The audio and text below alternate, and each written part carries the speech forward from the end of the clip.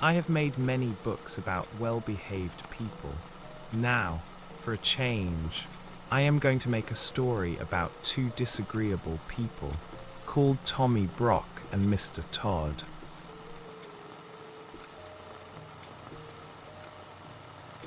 Nobody could call Mr. Todd nice. The rabbits could not bear him. They could smell him half a mile off. He was of a wandering habit and he had foxy whiskers. They never knew where he would be next.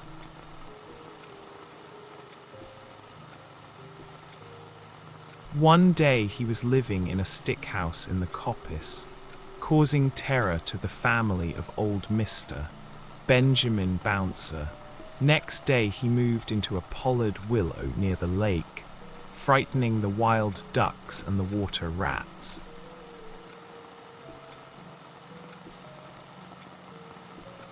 In winter and early spring, he might generally be found in an earth amongst the rocks at the top of Bull Banks, under Oatmeal Crag.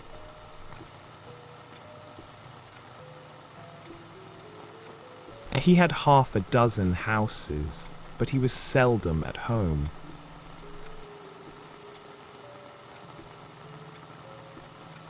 The houses were not always empty when Mr. Todd moved out, because sometimes Tommy Brock moved in without asking leave.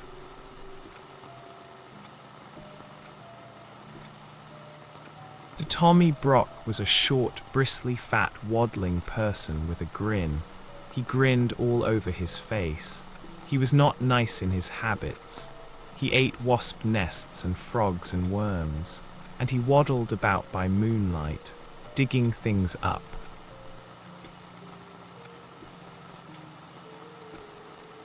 His clothes were very dirty, and as he slept in the daytime, he always went to bed in his boots, and the bed which he went to bed in was generally Mr. Todd's.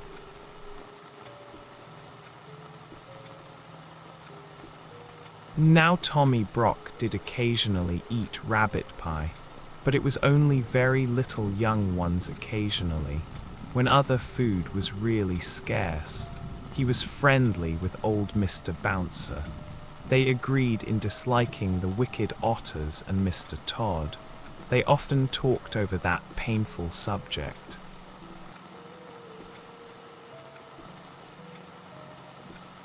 Old Mr. Bouncer was stricken in years. He sat in the spring sunshine outside the burrow, in a muffler, smoking a pipe of rabbit tobacco.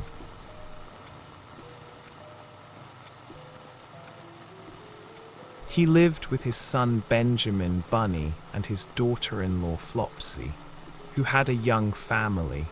Old Mr. Bouncer was in charge of the family that afternoon, because Benjamin and Flopsy had gone out.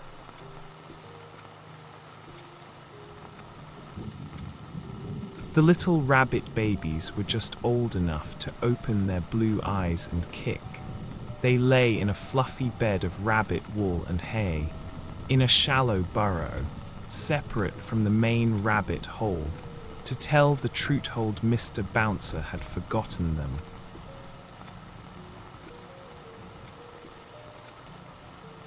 He sat in the sun and conversed cordially with Tommy Brock, who was passing through the wood with a sack and a little spud which he used for digging, and some mole traps. He complained bitterly about the scarcity of pheasants' eggs, and accused Mr. Todd of poaching them, and the otters had cleared off all the frogs while he was asleep in winter. I have not had a good square meal for a fortnight. I am living on pig nuts. I shall have to turn vegetarian and eat my own tail.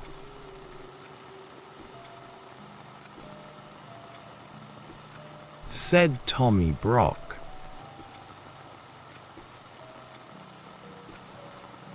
It was not much of a joke, but it tickled old Mr. Bouncer, because Tommy Brock was so fat and stumpy and grinning.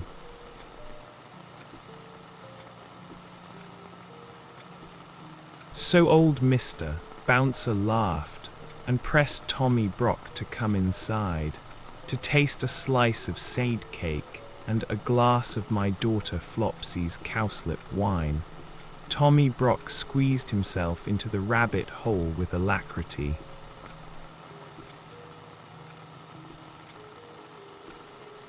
Then old Mr. Bouncer smoked another pipe, and gave Tommy Brock a cabbage leaf cigar which was so very strong that it made Tommy Brock grin more than ever, and the smoke filled the burrow.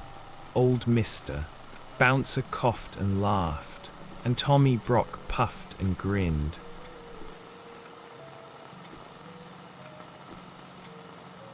And Mr. Bouncer laughed and coughed, and shut his eyes because of the cabbage smoke.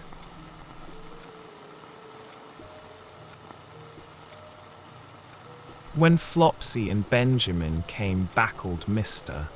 Bouncer woke up. Tommy Brock and all the young rabbit babies had disappeared.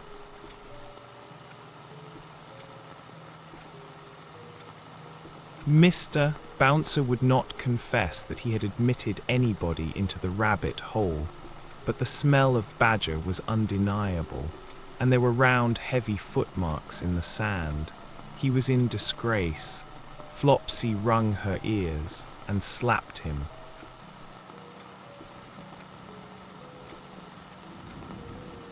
Benjamin Bunny set off at once after Tommy Brock.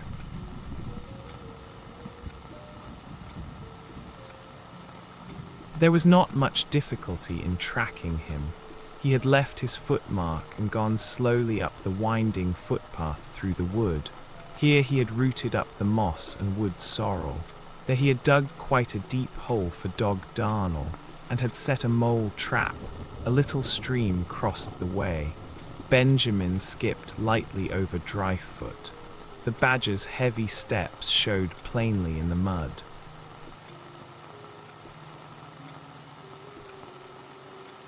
The path led to a part of the thicket where the trees had been cleared.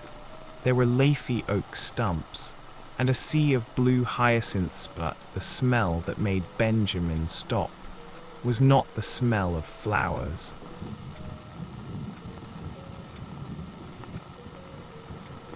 Mr. Todd's stick house was before him, and, for once, Mr. Todd was at home. There was not only a foxy flavor in proof of it, there was smoke coming out of the broken pail that served as a chimney.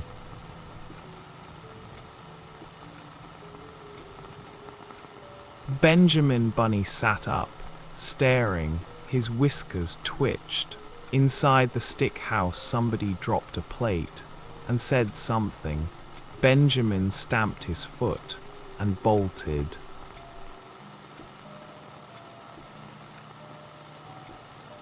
He never stopped till he came to the other side of the wood. Apparently Tommy Brock had turned the same way. Upon the top of the wall, there were again the marks of badger, and some ravellings of a sack had caught on a briar.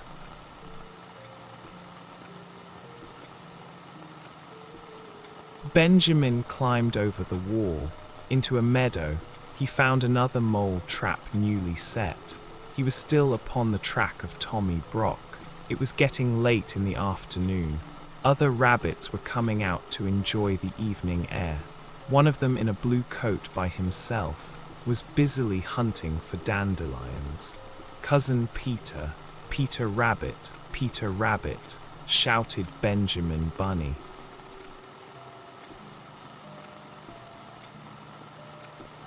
The blue-coated rabbit sat up with pricked ears.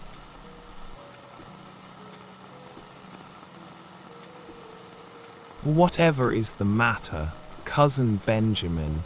Is it a cat or John Stoat ferret?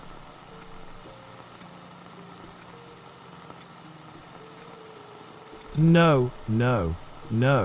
He's bagged my family, Tommy Brock, in a sack. Have you seen him?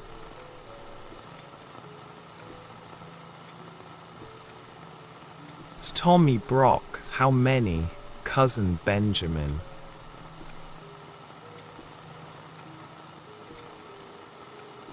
7, cousin Peter, and all of them twins.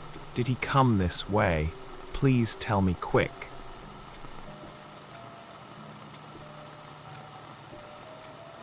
Yes, not 10 minutes since. He said they were caterpillars. I did think they were kicking rather hard for caterpillars.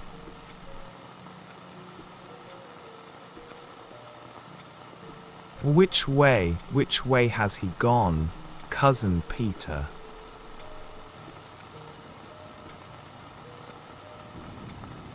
He had a sack with something live in it. I watched him set a mole trap. Let me use my mind. Cousin Benjamin, tell me from the beginning. Benjamin did so.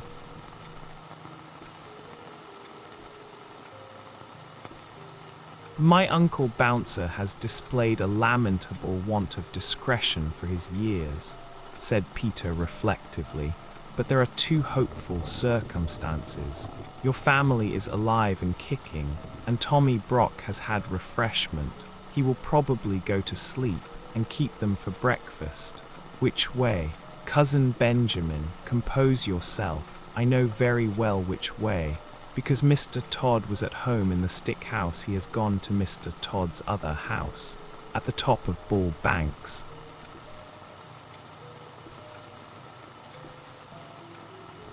I partly know, because he offered to leave any message at Sister Cottontail's. He said he would be passing. Cottontail had married a black rabbit and gone to live on the hill.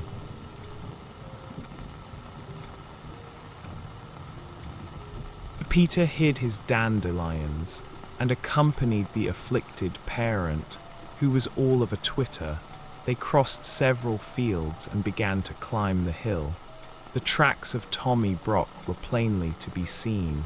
He seemed to have put down the sack every dozen yards to rest.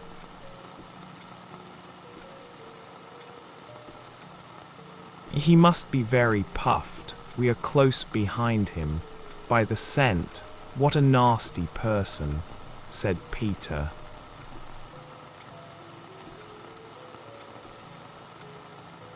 The sunshine was still warm and slanting on the hill pastures. Halfway up, Cottontail was sitting in her doorway, with 4 or 5 half-grown little rabbits playing about her, one black and the others brown.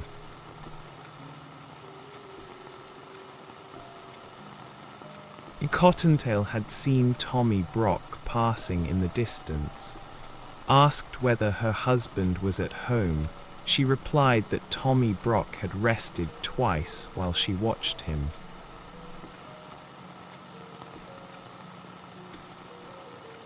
He had nodded and pointed to the sack and seemed doubled up with laughing. Come away, Peter, he will be cooking them. Come quicker, said Benjamin Bunny.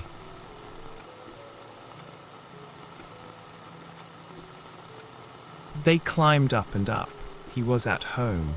I saw his black ears peeping out of the hole. They lived too near the rocks to quarrel with their neighbors.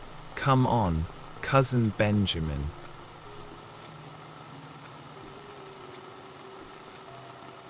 When they came near the wood at the top of Bull Banks, they went cautiously.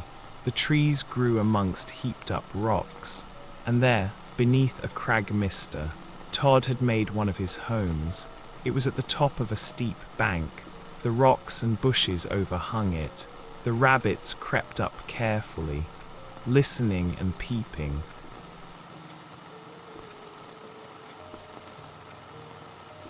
This house was something between a cave, a prison, and a tumble-down pigsty. There was a strong door, which was shut and locked.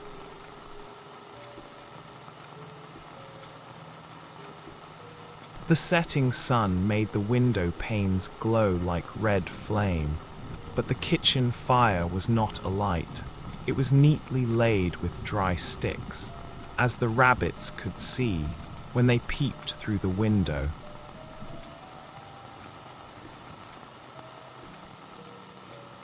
Benjamin sighed with relief.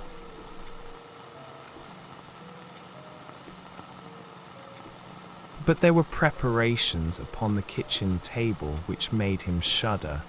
There was an immense empty pie dish of blue willow pattern, and a large carving knife and fork, and a chopper.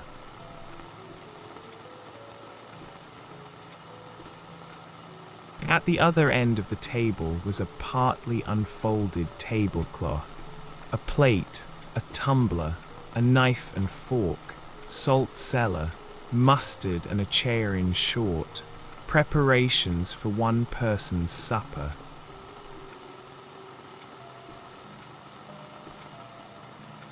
No person was to be seen, and no young rabbits. The kitchen was empty and silent. The clock had run down. Peter and Benjamin flattened their noses against the window and stared into the dusk.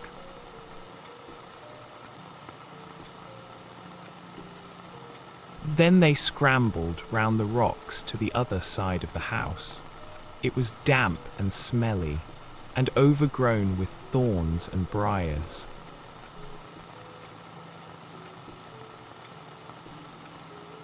Other rabbits shivered in their shoes.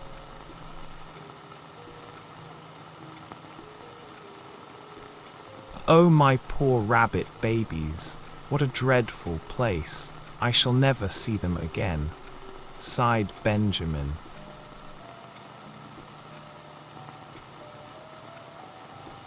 They crept up to the bedroom window. It was closed and bolted like the kitchen, but there were signs that this window had been recently open. The cobwebs were disturbed, and there were fresh dirty footmarks upon the windowsill.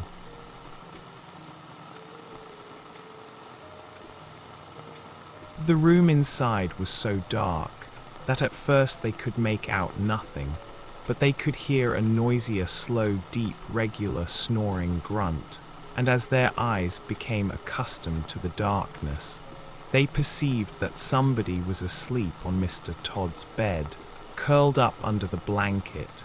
He has gone to bed in his boots, whispered Peter.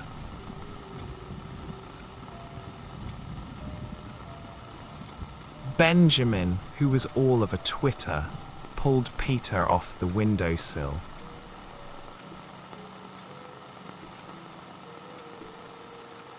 Tommy Brock's snores continued, grunty and regular from Mr. Todd's bed.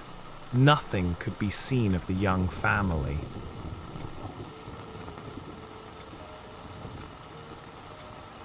The sun had set. An owl began to hoot in the wood.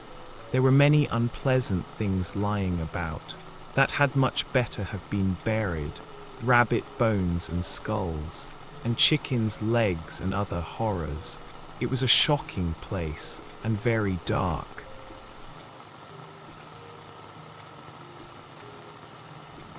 They went back to the front of the house and tried in every way to move the bolt of the kitchen window. They tried to push up a rusty nail between the window sashes, but it was of no use, especially without a light.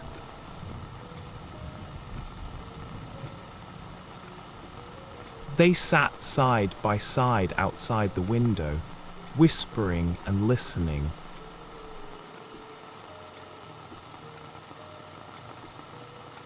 In half an hour the moon rose over the wood.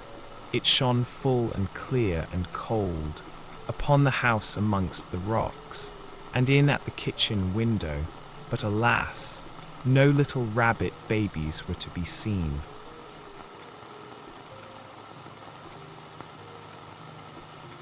The moonbeams twinkled on the carving knife and the pie dish, and made a path of brightness across the dirty floor.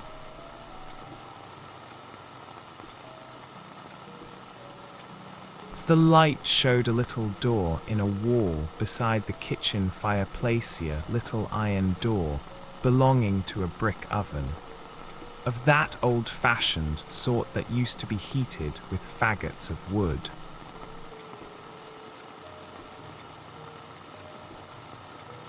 And presently at the same moment, Peter and Benjamin noticed that whenever they shook the window's little door opposite shook in answer. The young family were alive, shut up in the oven.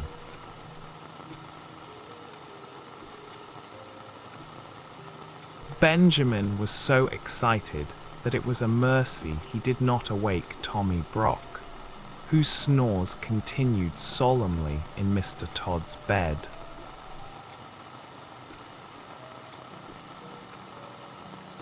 But there really was not very much comfort in the discovery. They could not open the window, and although the young family was alive, little rabbits were quite incapable of letting themselves out. They were not old enough to crawl.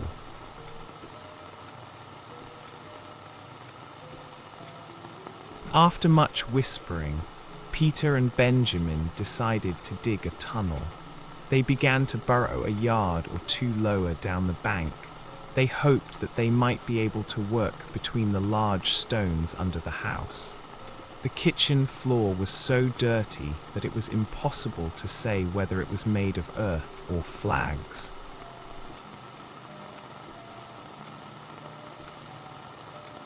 They dug and dug for hours. They could not tunnel straight on account of stones, but by the end of the night they were under the kitchen floor. Benjamin was on his back, scratching upwards. Peter's claws were worn down. He was outside the tunnel, shuffling sand away. He called out that it was morning sunrise, and that the jays were making a noise down below in the woods.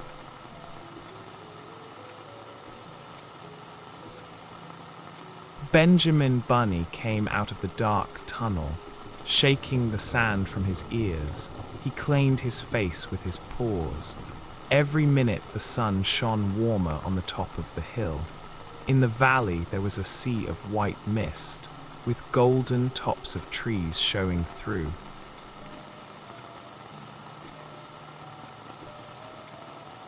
Again from the fields down below in the mist, there came the angry cry of a jayfalode by the sharp yelping bark of a fox.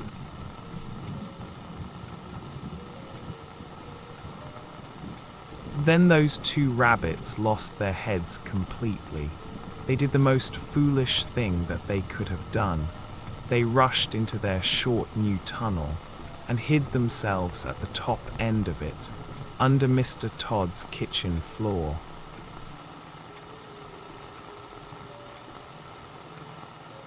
Mr. Todd was coming up Bull Banks, and he was in the very worst of tempers. First, he had been upset by breaking the plate. It was his own fault, but it was a china plate, the last of the dinner service that had belonged to his grandmother, old Vixen Todd. Then the midges had been very bad, and he had failed to catch a hen pheasant on her nest, and it had contained only 5 eggs, 2 of them addled. Mr. Todd had had an unsatisfactory night.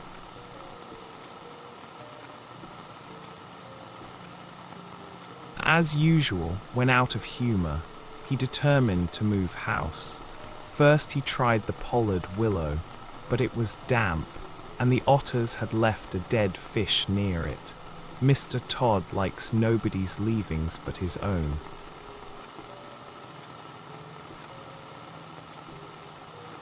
He made his way up the hill. His temper was not improved by noticing unmistakable marks of badger. No one else grubs up the moss so wantonly as Tommy Brock.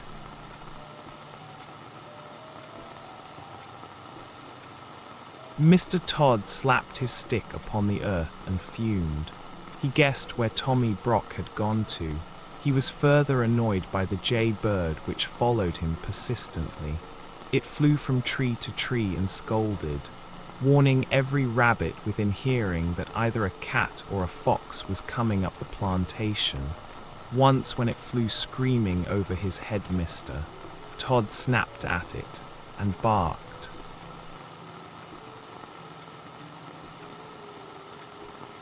He approached his house very carefully. With a large rusty key, he sniffed and his whiskers bristled. The house was locked up, but Mr. Todd had his doubts whether it was empty. He turned the rusty key in the lock. The rabbits below could hear it. Mr. Todd opened the door cautiously and went in.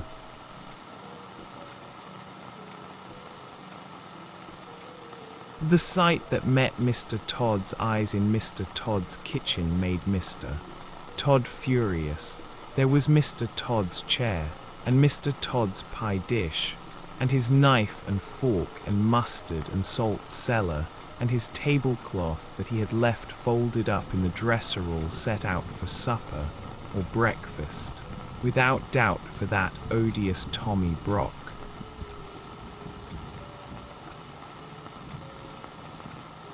There was a smell of fresh earth and dirty badger, which fortunately overpowered all smell of rabbit.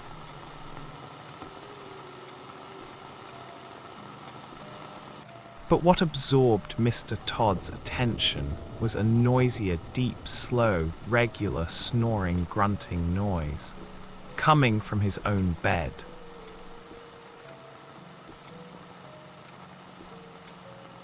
He peeped through the hinges of the half-open bedroom door. Then he turned and came out of the house in a hurry. His whiskers bristled and his coat collar stood on end with rage.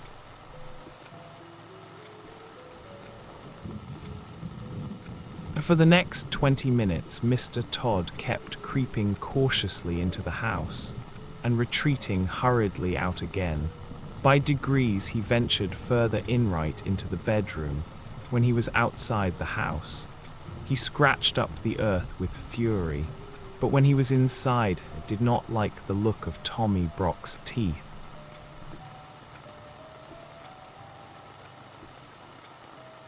He was lying on his back with his mouth open, grinning from ear to ear. He snored peacefully and regularly, but one eye was not perfectly shut.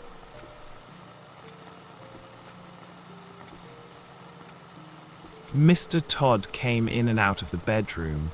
Twice he brought in his walking stick, and once he brought in the coal scuttle, but he thought better of it and took them away.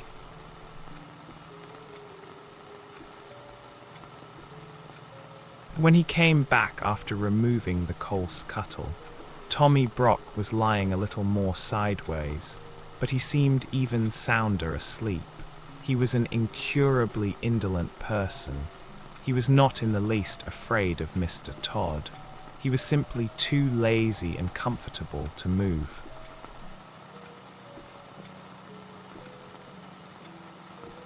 Mr. Todd came back yet again into the bedroom with a clothes line. He stood a minute watching Tommy Brock and listening attentively to the snores. They were very loud indeed, but seemed quite natural.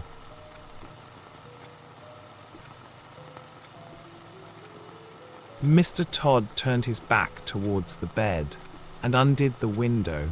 It creaked. He turned round with a jump. Tommy Brock, who had opened one eye, shut it hastily. The snores continued.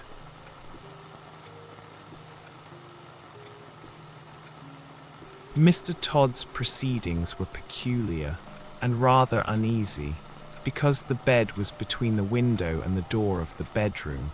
He opened the window a little way and pushed out the greater part of the clothes line on to the window sill. The rest of the line, with a hook at the end, remained in his hand.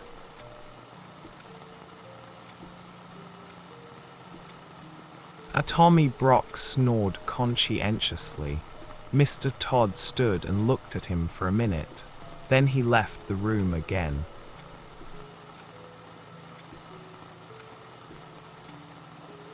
Tommy Brock opened both eyes and looked at the rope and grinned. There was a noise outside the window. Tommy Brock shut his eyes in a hurry.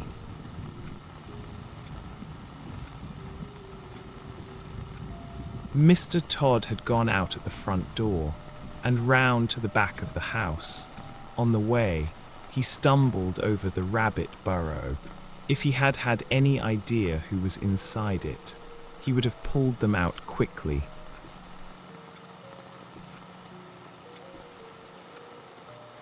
His foot went through the tunnel nearly upon the top of Peter Rabbit and Benjamin, but fortunately he thought that it was some more of Tommy Brock's work.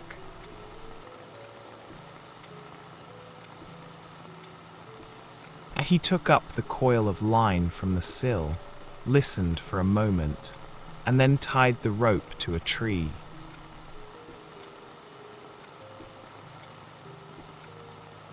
Tommy Brock watched him with one eye. Through the window, he was puzzled.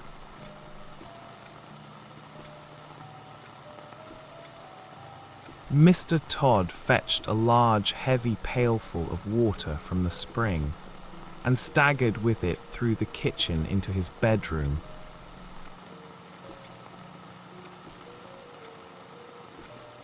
Tommy Brock snored industriously, with rather a snort.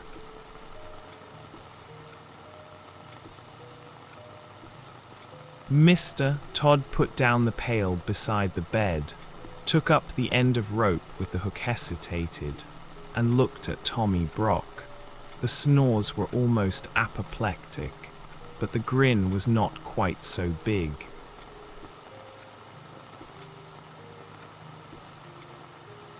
Mr. Todd gingerly mounted a chair by the head of the bedstead.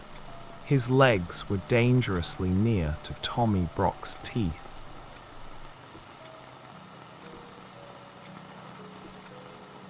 As he reached up and put the end of rope, with the hook, over the head of the tester bed, where the curtains ought to hang.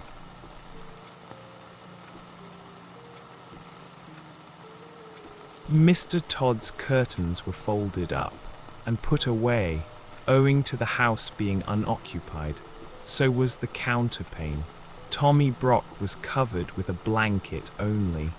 Mr. Todd, standing on the unsteady chair, looked down upon him attentively. He really was a first-prize sound sleeper.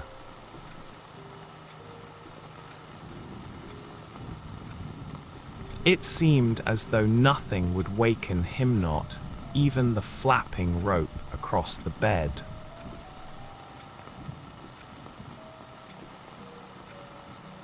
Mr. Todd descended safely from the chair and endeavored to get up again with the pail of water.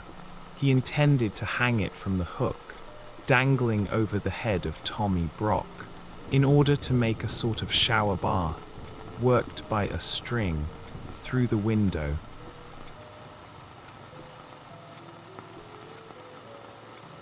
But naturally, being a thin-legged person, though vindictive and sandy-whiskered, he was quite unable to lift the heavy weight to the level of the hook and rope. He very nearly overbalanced himself.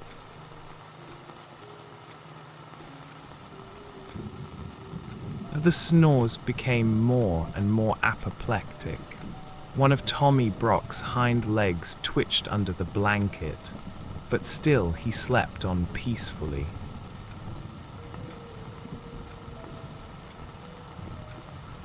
Mr. Todd and the pail descended from the chair without accident. After considerable thought, he emptied the water into a wash basin and jug. The empty pail was not too heavy for him. He slung it up, wobbling over the head of Tommy Brock.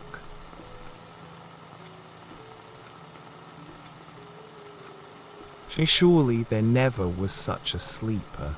Mr. Todd got up and down and up on the chair.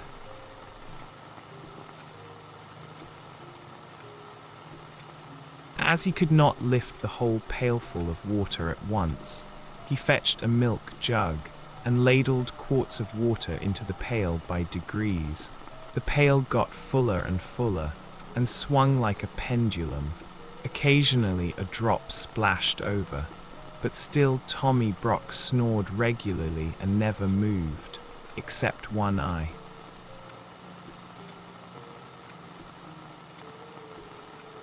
At last Mr. Todd's preparations were complete. The pail was full of water. The rope was tightly strained over the top of the bed and across the window sill to the tree outside.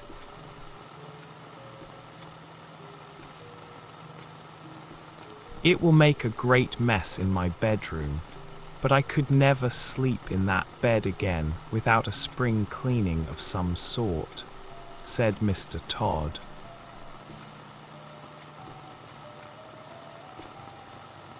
Mr. Todd took a last look at the badger and softly left the room. He went out of the house, shutting the front door. The rabbits heard his footsteps over the tunnel.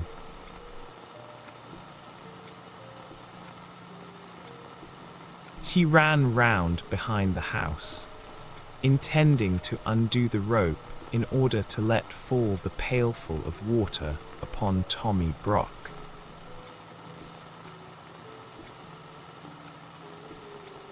I will wake him up with an unpleasant surprise, said Mr. Todd.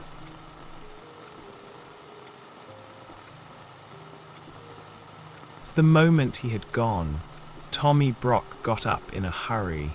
He rolled Mr. Todd's dressing gown into a bundle, put it into the bed beneath the pail of water instead of himself, and left the room also grinning immensely.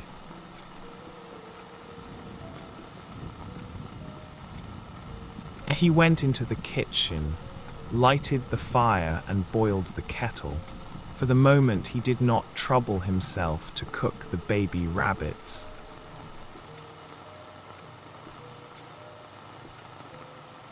When Mr. Todd got to the tree, he found that the weight and strain had dragged the knot so tight that it was past untying.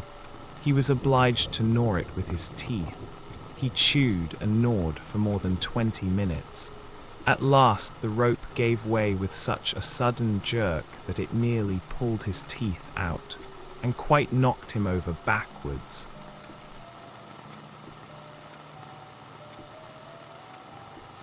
Inside the house there was a great crash and splash, and the noise of a pail rolling over and over.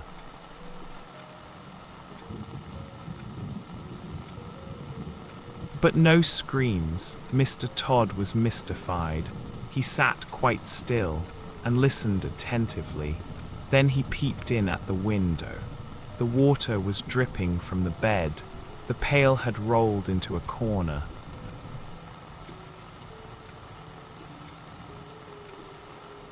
In the middle of the bed under the blanket was a wet flattened something much dinged in the middle where the pail had caught it, as it were across the tummy. Its head was covered by the wet blanket, and it was not snoring any longer.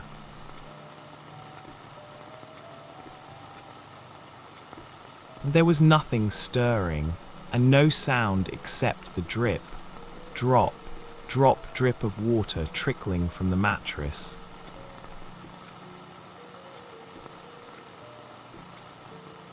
Mr. Todd watched it for half an hour. His eyes glistened.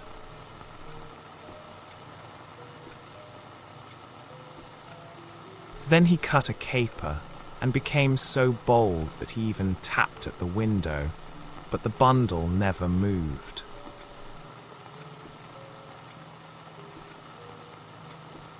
Yes, there was no doubt about it. It had turned out even better than he had planned. The pail had hit poor old Tommy Brock and killed him dead.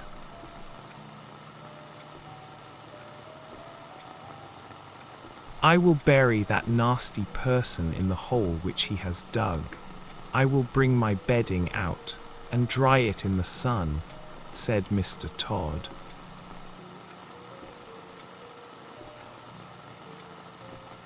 I will wash the tablecloth and spread it on the grass in the sun to bleach, and the blanket must be hung up in the wind, and the bed must be thoroughly disinfected, and aired with a warming pan, and warmed with a hot water bottle.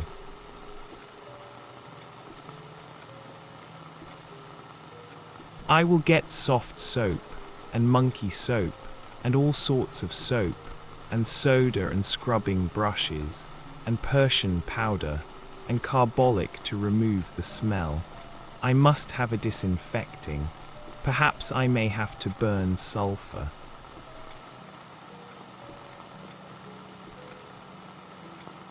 He hurried round the house to get a shovel from the kitchen.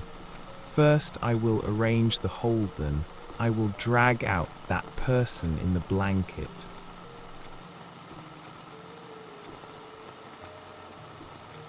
As he opened the door,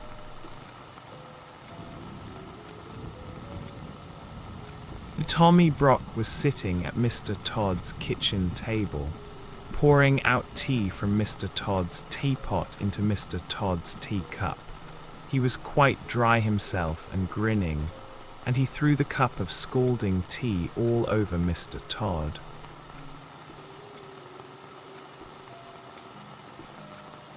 Then Mr. Todd rushed upon Tommy Brock, and Tommy Brock grappled with Mr. Todd amongst the broken crockery, and there was a terrific battle all over the kitchen.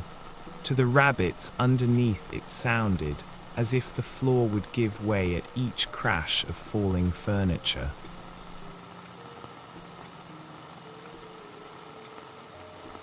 They crept out of their tunnel and hung about amongst the rocks and bushes, listening anxiously.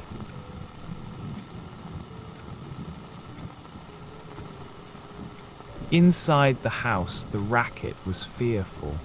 The rabbit babies in the oven woke up trembling. Perhaps it was fortunate they were shut up inside.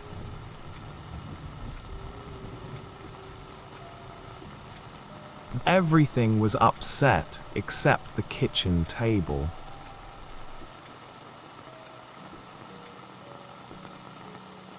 And everything was broken except the mantelpiece and the kitchen fender. The crockery was smashed to atoms.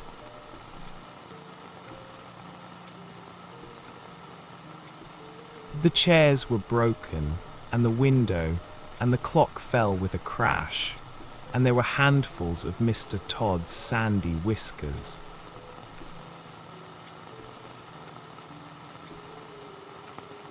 The vases fell off the mantelpiece, the canisters fell off the shelf, the kettle fell off the hob.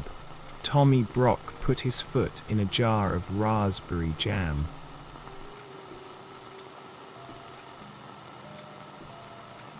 And the boiling water out of the kettle fell upon the tail of Mr. Todd.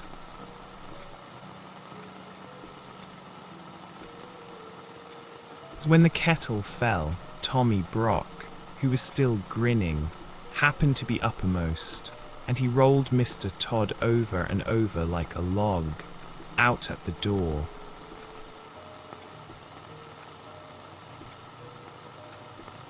Then the snarling and worrying went on outside, and they rolled over the bank and downhill, bumping over the rocks. There will never be any love lost between Tommy Brock and Mr. Todd.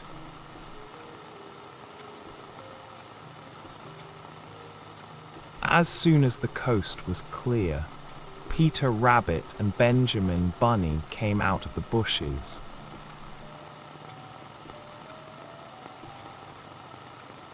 So now for it, run in, Cousin Benjamin, run in and get them, while I watch at the door.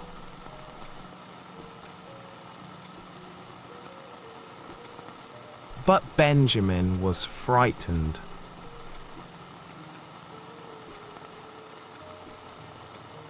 Those oaths, they are coming back.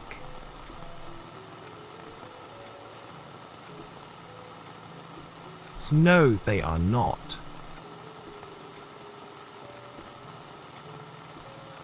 Yes, they are.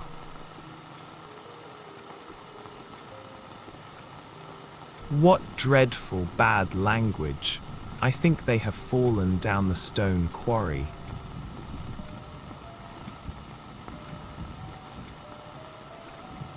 Still Benjamin hesitated, and Peter kept pushing him.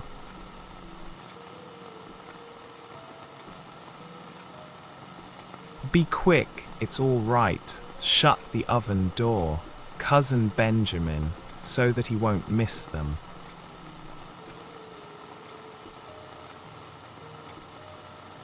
And decidedly, there were lively doings in Mr. Todd's kitchen.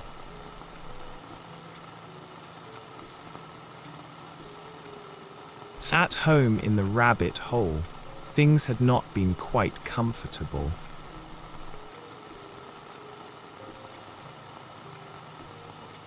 After quarrelling at supper, Flopsy and old Mr. Bouncer had passed a sleepless night and quarrelled again at breakfast. Old Mr. Bouncer could no longer deny that he had invited company into the rabbit hole, but he refused to reply to the questions and reproaches of Flopsy. The day passed heavily.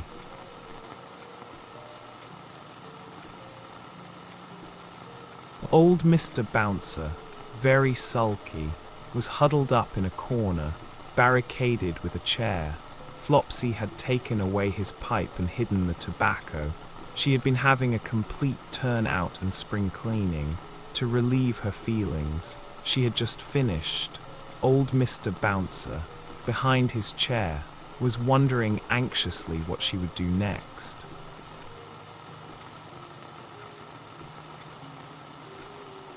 In Mr. Todd's kitchen, amongst the wreckage, Benjamin Bunny picked his way to the oven nervously, through a thick cloud of dust. He opened the oven door, felt inside, and found something warm and wriggling. He lifted it out carefully, and rejoined Peter Rabbit.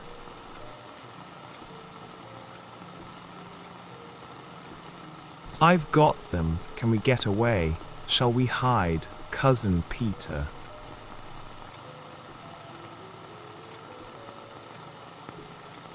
Peter pricked his ears. Distant sounds of fighting still echoed in the wood.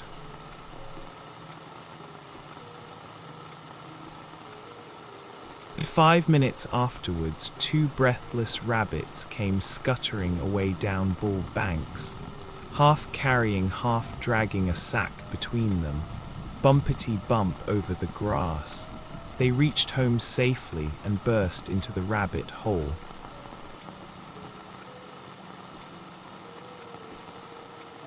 Great was old Mr. Bouncer's relief and Flopsy's joy when Peter and Benjamin arrived in triumph with the young family. The rabbit babies were rather tumbled and very hungry. They were fed and put to bed. They soon recovered.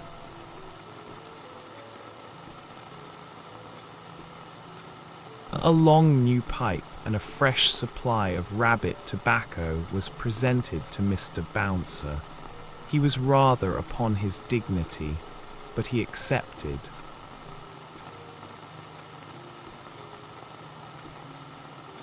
Old Mr. Bouncer was forgiven, and they all had dinner. Then Peter and Benjamin told their story, but they had not waited long enough to be able to tell the end of the battle between Tommy Brock and Mr. Todd.